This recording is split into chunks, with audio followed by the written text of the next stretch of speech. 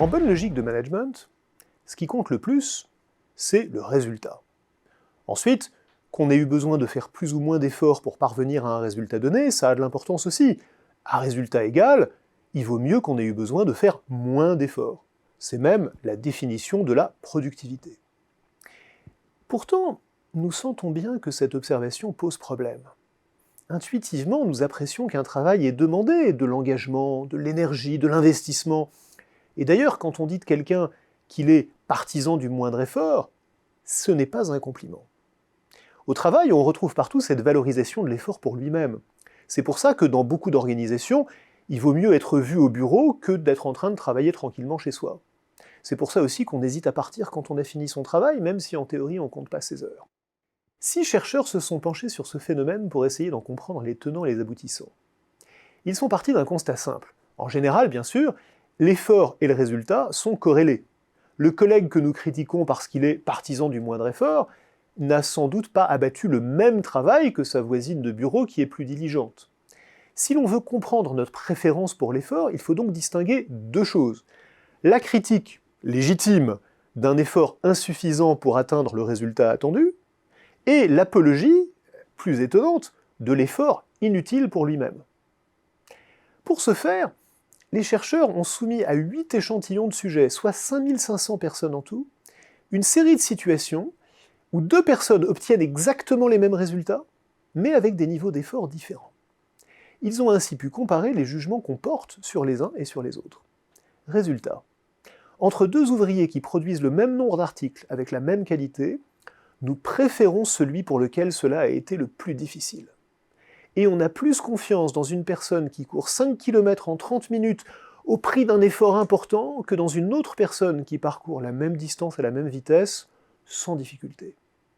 Dans un autre scénario, on juge même plus favorablement une personne qui choisit de continuer à faire son travail alors même que ce travail est devenu parfaitement inutile. Bref, dans toutes ces situations, les sujets évaluent la contribution des individus à l'aune de l'effort fourni plus que du résultat. En simplifiant, si nous sommes face à 2 personnes qui ont produit le même résultat, et si nous devons choisir de travailler avec l'une des deux, les 3/4 d'entre nous choisiront celle qui a dû faire le plus d'efforts pour parvenir à ce résultat.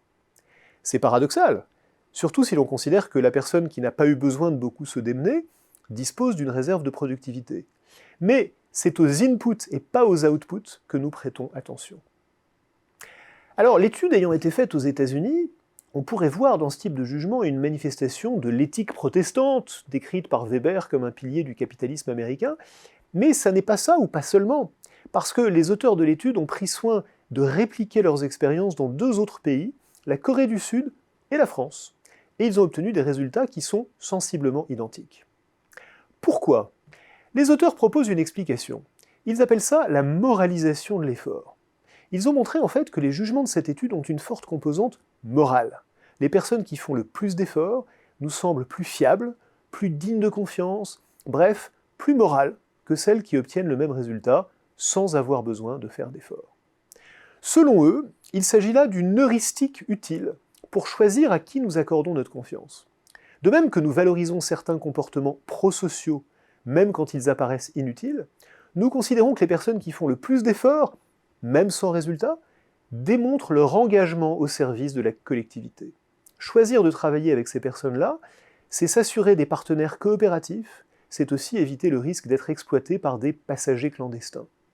Cette heuristique de l'effort serait donc un produit de l'évolution, utile, en ceci qu'elle nous permettrait, généralement, de bien choisir avec qui nous coopérons. Le problème, bien sûr, c'est que, comme toute heuristique, l'heuristique de l'effort peut aussi conduire à des comportements irrationnels pour la société dans son ensemble. Considérons par exemple le phénomène des bullshit jobs, ces postes qui ne servent objectivement à rien, mais dont les titulaires travaillent dur. Tout se passe comme si leurs efforts servaient avant tout à signaler leur valeur morale, mais cela ne rend pas leur poste plus utile pour autant.